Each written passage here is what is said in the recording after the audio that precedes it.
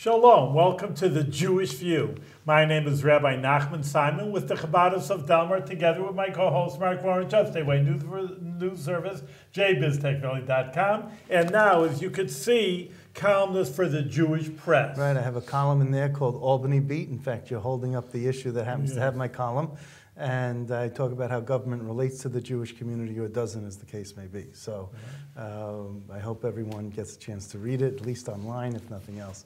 Who do we have today, today, talk about government, we have a county executive from Westchester County, Rob Astorino. Welcome to the Jewish View. Yeah, it's good to be here. Yeah. Mark, Rabbi, thank you. I'm glad you included us in your tour of Albany County and all the other goings-on in the Capital District. Now wait, I heard this was a must-stop. There you go. Okay, thank you. You know that our viewers go all the way through Western New York. So it's not just Absolutely, Albany County. yeah. We're trying to expand through New York State. They're watching this in Israel right now. Oh, Really? they could be. You know, it's going to be on the web. It very well could be. That's right. So I wanted to ask you about your connection with the Jewish community. Westchester has a very large Jewish population. So what little tidbits can you tell us as an Italian Catholic about the Jewish religion? New Testament, Old Testament. You know, the Italians and Jewish communities have known, it's not just my saying that, everybody knows that they get along very, very well. Absolutely, yeah. And I think Sure. Pope Francis, in his recent visit to the United States, had an interfaith outreach, met with rabbis as well, as did Pope Benedict when he came to New York in 2008. And you know, I worked at the Catholic channel on Sirius XM satellite radio. I was Well, you founded that, right? well, I was asked to come on board and launch that, and it's amazing how much I learned not only about my own faith, Catholicism, and Christianity as a whole, but as Cardinal Egan at the time would say, you know, we're a branch of Judaism.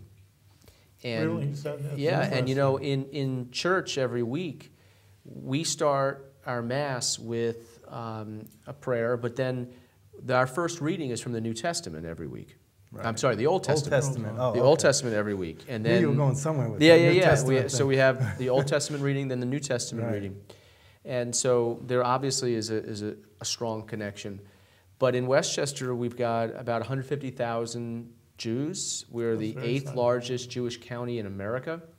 It's a very diverse population, Westchester. 1 million people, very much a microcosm of New York. You know, we have 23% now, 23% and growing of our population Hispanic, 15% African American, as I mentioned, 8th largest Jewish county, a growing Asian population. So it's a lot different than people think of Westchester, what it really is. If you would ask me Westchester, I'd say upper middle class, upper class, WASP. You know, that's what I would. And that was the case probably 30 to 40 years ago, but it's changed a lot.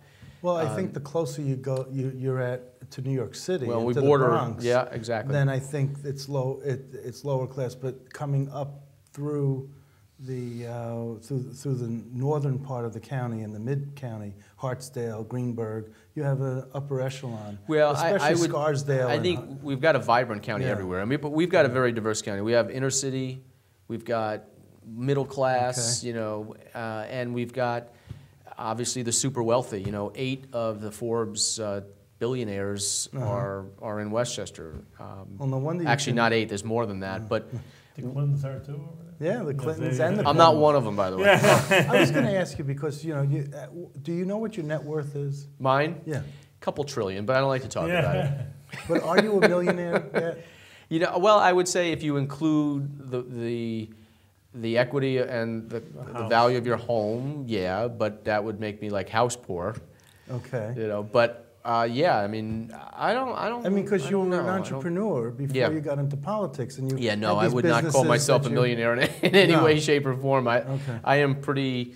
I would say I typify a typical middle class family in Westchester, especially. So you're a thousandaire. A thousandaire, yeah. Okay. But you know, it's like my wife and I have 3 kids. We have a 12-year-old, a 10-year-old, and a 6-year-old, and so we are constantly, you know, struggling like everybody else to just kind of stay ahead. It goes, you know, hand in hand because, like I say, there's one thing to be a politician, but on the other hand, you know, the way I see is a man of the people. Which I mean, like even Mark says, I didn't even know that, an entrepreneur, a family man. you know, with 3 kids, and you know what it means to struggle, because school taxes and a bunch of kids. Well, you know, it's very difficult to raise kids today, and you know, unless you know it personally, you don't, or you know how to run a business. You know what it means to run a business with all the taxes. Absolutely. You know, you got to be a man of the people, not someone who's an idealist. Well, or an I mean, I Ivy League. think we're just kind of a typical family, you know, and we both grew up in blue-collar houses, and you know, we paid for, I mostly paid for my own college tuition. My wife did the same, and you know, but anyone who has kids, you want the best for your kids, so you'll do whatever you have to if it's a second job or whatever.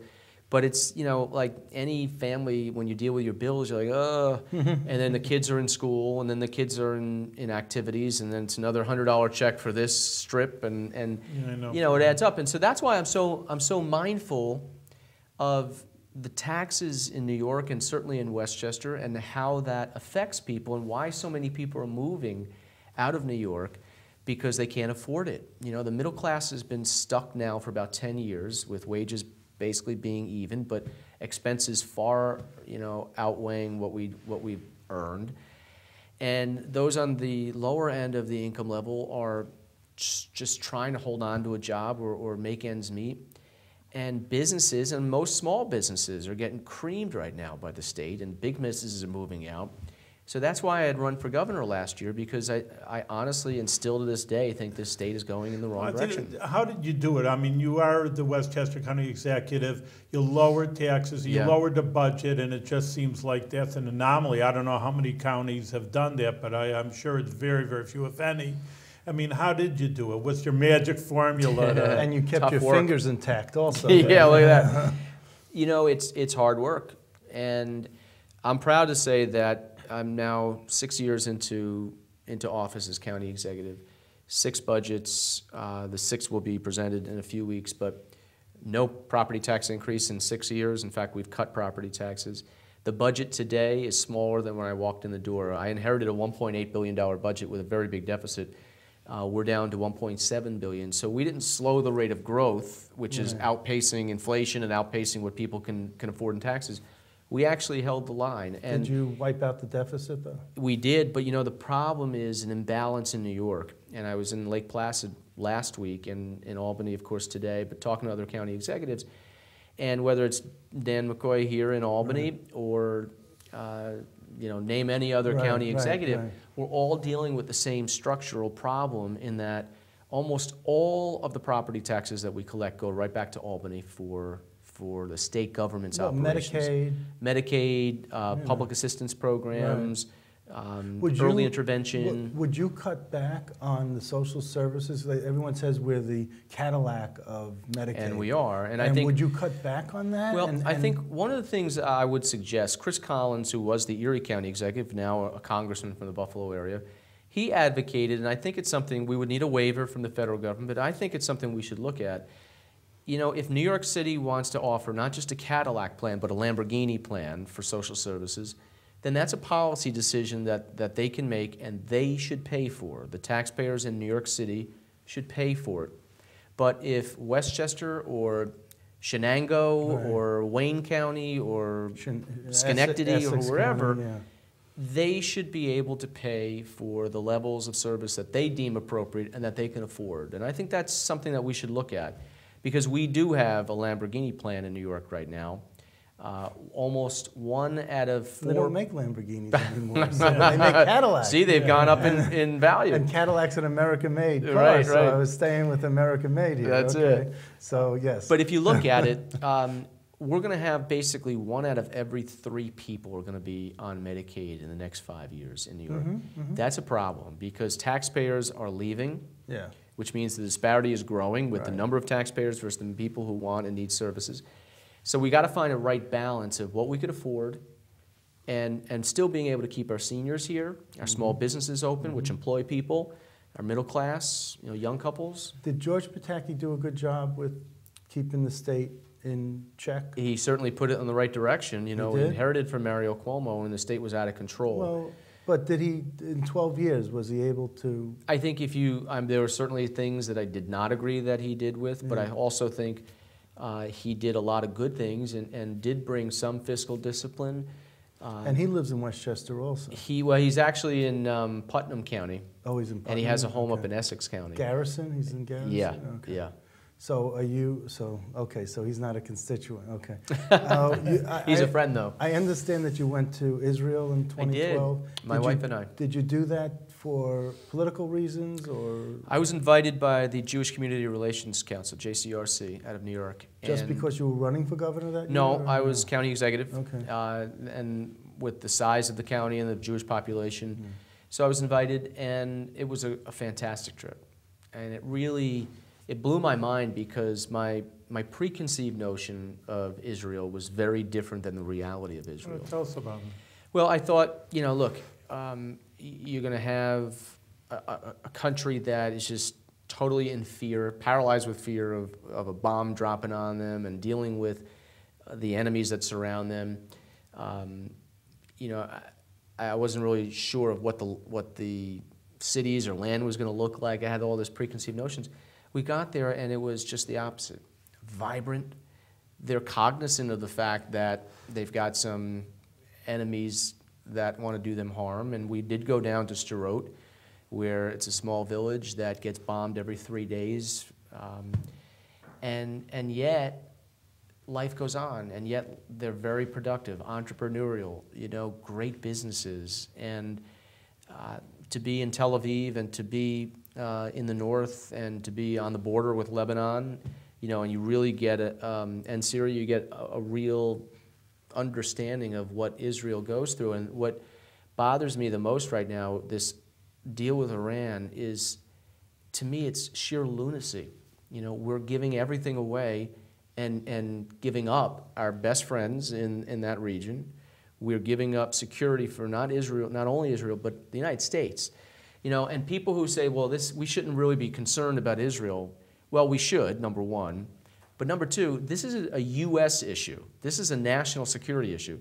We're putting Iran on the pathway to a bomb. We're unleashing a flood of money for them to give to terrorists. Iran has earned the honor system here. We're going to say, okay, you're kind of on your own, and we're going to believe you, and we'll give you, 3 weeks, 3.5 weeks notice when we want to come in to inspect. And by the way, you can appeal that and drag this out for months and months.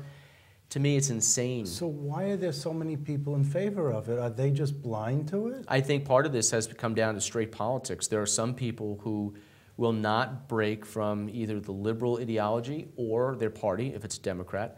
But there are some conservative Republicans who are in favor of this, too. Well, I think some of them have said it's the best deal we can get. But sometimes the best deal is the deal you don't make.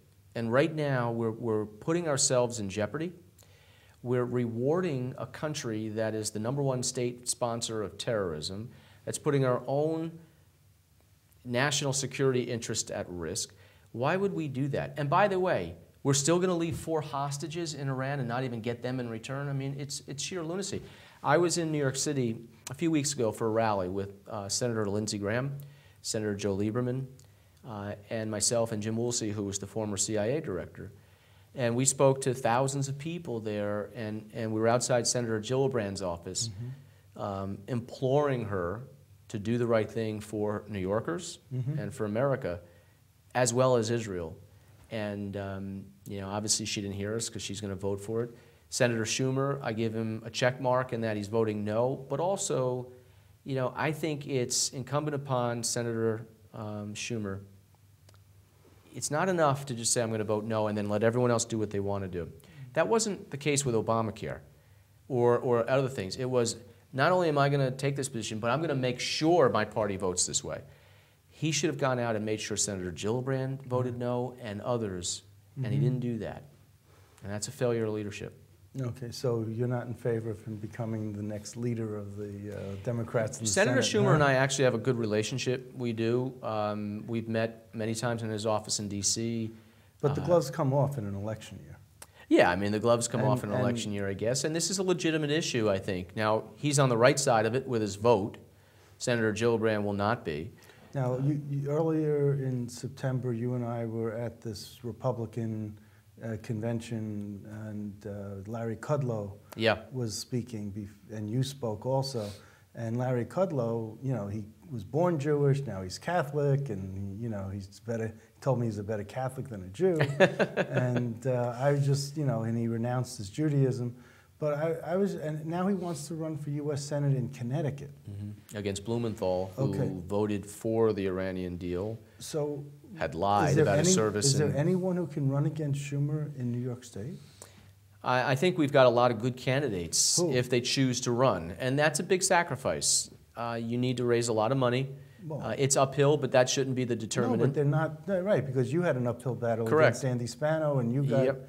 you know, so you succeeded And it the can be second won. time. And I think we've got great county executives. 14 of the 18 in New York State are Republican. Yeah, We've got we've got 9 U.S. representatives, you know, congressmen. So I think we've got real good candidates if they chose to do that. We have a farm team, but We do. But they don't have money in their. Well, that's a problem. That's a problem because Schumer can raise 25 Sure. million Yeah. without and he has. a problem. And he has. And so people look at that and say, well, why would I want to do that? But you know what? I was outspent $46 million to $6 million. Really that much? Well, Yeah. against Andrew Cuomo. Against Cuomo, who ran all terrible, negative, false advertising against me. And by the way, I've been vindicated because his ads have now proven to be completely untrue. But the votes have been cast, and he did what he accomplished. But still outspent $46 million to $6 million with only a 6-month gap to campaign. We beat Cuomo 49-46 outside of New York City. So we swept a lot of the state. Those who heard our message liked it. And so the foundation was laid there for a victory statewide in 2018. But sometimes you do have to walk before you run. And sometimes you beat expectations, as we've done and I did in the past, and then people see you can win, and then they get behind you. But just because something looks daunting or unwinnable does not mean it's not the right thing to do, because issues are raised, opinions are changed, and eventually you could win. Right. Oh, well, and that's what you lost your first bout with Andy Spano. And in a race, we had no, in Westchester, as I said, is 2-to-1 Democrat. So people would say, why would you run for county executive? You have 0 chance. You were a county legislator. I was a legislator for 1 term. Right. And when you ran for county executive, you were a legislator. I lost the first time. The second time I ran, the issues were the same. We raised enough money. We were still outspent 3-to-1. But you were better organized in a campaign team and staff and all that. So it was a different time. Are you thinking that you might do another run against Andrew Cuomo? Yeah, certainly I'm thinking about it. What I'm enjoying right now, Mark, is the fact that I'm not running for anything this year. No, but you have to run for re-election in 17. If I do that, there are term limits, I read. Yeah, we put term limits in my first year. So I could run for a 3rd term as per the law in Westchester. And then that would be it. And that would be it. Okay.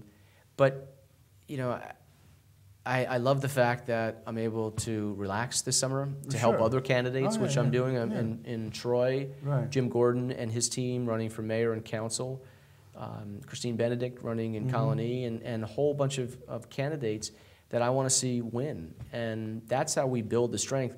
These are now people who can run for state senate or assembly next time, or Congress or statewide, and we got to build Chris a party. Gibson is going around the state, and he's saying we need a 2-party system. It can't just be all blue. We got to make it more of a light blue or more red. But I mean, isn't that well? We proved the same thing you that can you're make doing? it red. In 2010, if you look at the electoral map by counties in New York, Cuomo won, I think, 48 or 49 counties. It was totally blue around the whole state. Yeah. Being outspent $46 million to $6 million in 2014, the whole state went red. Yeah. We won just about everywhere except this little blue dot down south called New York City. But when Lou Lehrman and Mario Cuomo ran, the only counties that Mario Cuomo won were the 5 boroughs and Albany County. Yeah. Lou Lehrman decimated Mario and all the other counties. But it was enough in New York City and Albany County where it was less than a percentage point. Yeah. Interesting enough, the perception is that you cannot win statewide unless you win New York City. I'm not running for governor. I'm not running for mayor. All right. And so if you run for mayor, you got to win 50% plus. Yeah. If you run for governor, 75% of the total vote Yeah. statewide comes from outside New York City. That's right. But you I still didn't got know to. that. Why? What's the population, though? What would be? Well, of all the votes that are cast, 75% come from Interesting. outside New York I City. didn't know. That's Right. interesting. So, point. I mean, just to put it in perspective, in a presidential election, so next year in 16, about 40% of the total statewide vote will come out of New York City. The other 3 years, it's only about 25%, so it's a big drop-off. And in New York City, you only have to get about 30% of the total vote As a Republican. as a Republican, assuming you do well in the other parts, which we did. Well, I'm thinking it's up there about 38–40%. In New York City? In New York City. That It'd be nice to Republican- get that. That would No, be I a think blowout, but that's- you don't need to do that. You don't. No. 28, 30% wins you the race. Mark, I think it's Can we- important also, of course, we're on Yeah. the Jewish view, and then as a rabbi here, but Jewish. Well, we're doing math. That's a Well, Jewish thing, isn't it? It's doing math. But I'm just saying, since you have a sizable Jewish, I mean, you're representative of a very strong, sizable amount of Jewish people. I mean, to make inroads in New York City, not just kind of what you're saying is just, okay, we'll just win super outside New York City and Right. win. Make inroads in Jewish community, and again, maybe Mark knows the numbers of what the Jewish people anyway vote out of their proportions more than other people. But just making that link between Westchester Right. Jewish, hey, I'm a friend of the Jewish community. Look, I have a track record, and then going into New York City, which is very sizable Jewish Yeah. community, saying, hey, I'm a friend of the Jewish people, and that would be a. So we'll put a keep on him too. It's funny. Someone had one made up for me, and on the back, it says Rob Astorino in Hebrew. Oh. And so he gave it to me, and I was going to this big Jewish event, and I put it on, and I said, can anyone else confirm that it actually says Rob Astorino, not kick me or something? I'm just thinking also maybe in Hebrew, Rab is the same Hebrew word as like a rabbi in Hebrew Rosh. is Rav. Oh, Oh, right. So maybe they'll Rob. say Rabbi Astorino over here. It Make you a works. rabbi over here. All right. Good. So do you, I don't want to use the word play, but are you cognizant of ethnic politics? I think unfortunately that's been kind of the downfall of politics right now, is that everything is, microed, right? So we've got to get the Jewish vote, and not just we're not going to get the Reformed Jewish vote, only the Orthodox. It's all, why are we all hyphenated? We're all New Yorkers, we're all Americans. Obviously, Jews tend to vote Democratic. And I don't think they should. I don't think it should be a monopoly on that. And that's why I've never been afraid to go to all different parts of Westchester, and even when I was running statewide, into non-traditional Republican areas, and say, I want your vote, and here's why. Yeah. I speak Spanish, and so I went to areas where it was predominantly Spanish speaking, and said, look, I want your vote. African American areas, I want your vote. And that's the way Republicans will win, by not ceding any territory to the Right. Democrats. In fact, going and playing in their backyard. That's right. And making them defend their failed policies. And they can't. And so we offer a much different opportunity, and give us a shot. It's interesting. Shelley Silver represents the Lower East Side. Yeah. And everyone thinks of it being Jewish, but it's not. It's Asian. Yeah, it's a huge Asian He's got a district that is Asian, that's Right. Greek, that's Jewish, that's, just a panoply of, ethnicities. And I was just, he has a staff person of each one of those ethnicities. Oh, does he? So whenever he goes someplace, he brings the Asian or Yeah, the yeah. Greek or the Jew, or, Smart politician. and I think that's smart, but I think that's also playing ethnic politics in a smart way. I don't know if that's something that, Look, I mean, let's not be ridiculous about the fact that there's no differences. No, you need a connection. You do need a connection, and that's one reason why when I'm invited, I'll go. Why not? And during Rosh Hashanah, I went to a temple in Harrison, and we were part of the celebration, and do that all the time. And I think, first of all, that's part of my job.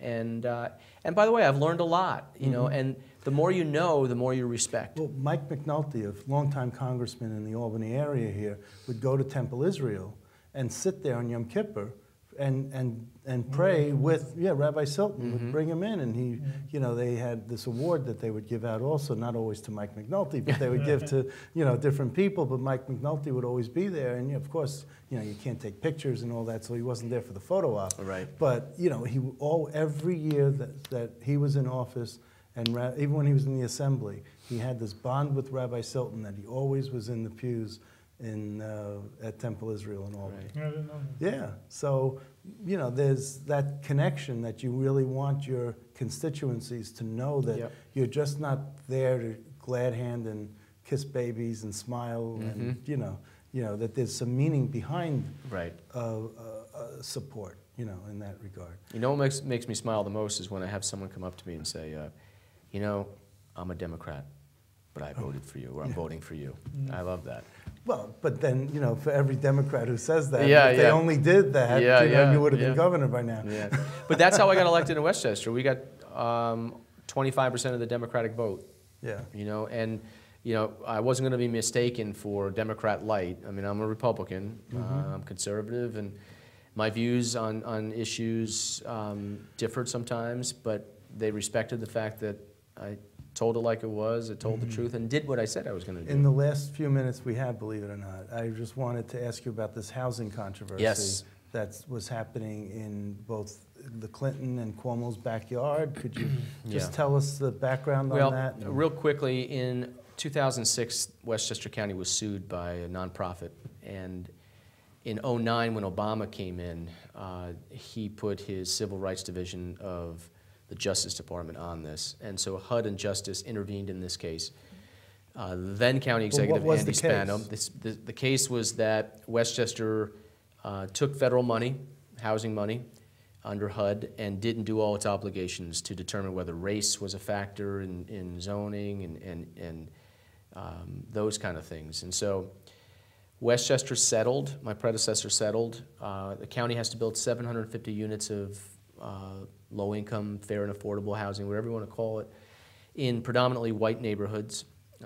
We have till next year to do it. We're well ahead of schedule, and we had to spend over $51 million. Now, I disagreed with the settlement. There was no finding of fact against Westchester, no admission of guilt. It was a settlement. All right, we're now, and my administration, I inherited on day one, we're well ahead of schedule. We're building the housing, but HUD has become very aggressive against the county, making it their grand experiment, as they said. And in HUD's view, they are now attacking Westchester as being discriminatory and segregated because of zoning. Their view that if you limit the height or density or acreage or number of bedrooms in a housing development or anything, that it's discriminatory, racist, et cetera. I totally reject that. We're a welcoming community. I talked about our diversity earlier. I welcome everyone to start a business and a family in Westchester. Right. In fact, I won't tolerate discrimination. But what happened? But I will not allow the federal government and HUD and bureaucrats to dictate local land use and zoning. We have clashed about that, but we just had a Second Circuit Court of Appeals basically say— That's a federal court. Federal court basically said there is no discrimination in Westchester's housing policies. The federal government can't come in there and dictate this, cannot say, hey, condition money with zoning. And by the way, this needs to wrap up soon. You can't stay in Westchester's hair for 20 years. So it was a big victory, and we held our ground. But this has an effect in Albany. This has an effect in every community that takes money from the federal government. And who was the former HUD secretary? Andrew Cuomo, who, by the way, despicably, last year called Westchester discriminatory and segregated, sided with HUD against his own community, Newcastle, where he lives, where the Clintons live. And he needs to apologize because we've been vindicated. He should never play those gutter politics. And if he thinks the town he lives in is discriminatory, then why does he live there? Because that's where his girlfriend lives? This happens, that's the house? Maybe, like, yeah, but still. But that's just the crossroads. But I just wanted to, so are they appealing this Circuit Court of Appeals? On the narrow decision they won, basically it said that even though HUD promised the county money and communities money, that we basically got to play by their rules and they could take away the money. the money was never about the money. I could care less about the money. Right. In fact, going forward, I'm out of the program. We don't want their money. Right. But what was really important was that we did not give an inch to their bullying Right. and trying to take over neighborhoods on their whole social engineering. But that's a warning shot to everyone in America, everyone in New York. If you're going to get in bed with the feds and take their money, you're going to cede control. So where are you building these 750 units? Chappaqua, which is where the Clintons live, Right. and in various other communities where we find land and work with developers and work with the community. And we're for affordable housing. That's not the Right. issue. It's not going to lower the property values of the Clintons or whatever, or you don't care. Look, what we want is housing for people, permanent housing for Okay. people. Are any of them We're being finding built them- in Hawthorne, where you live?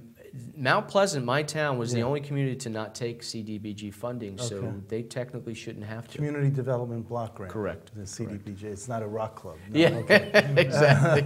So that's where you're at with that. Yeah. Okay, so it's not going any further. This was the decision. We have till next year to finalize the housing. We're working Right. on that. We're ahead of schedule. But for HUD to make these kind of accusations And you hope is unfair. that this won't be an issue coming up in your second gubernatorial campaign, if you have If one. it is, I'm not backing down just like I didn't the first time. I am standing firm with our What do you communities. think about Chris Gibson going around? Do you think he's going to primary? Do you think there'll eventually be a primary? Do you think that I don't know. I one mean, of you you know, might split it? And I think what Chris needs to do for the next year is be the best congressman he could be. I'm going to be the best county executive I can be. And that stuff is going to play out in late 17 or 18, so we got plenty of time for that. I know, but you must be thinking. Sure, I'm or your thinking, staff. but- And is he a possible opponent? Do you like primaries? Do you? I don't think primaries are going to help us because I think whoever the candidate is should have the support, be able to use that money after one target, Sure. which would be either Governor Cuomo or whoever the nominee is. But that's a whole process with many years to go. I just wanted to ask you. Okay, we'll have you back before then. Good. Okay. All right, thank Good. you, Thank you, Rabbi. Astorino. There was a pleasure being Thank with you, you. meeting you, You too. and you're doing a great job what you're doing, and we do wish you much success in the future with whatever your heart takes Much you to. success. Thank Absolutely. you very much. Okay. Thank you.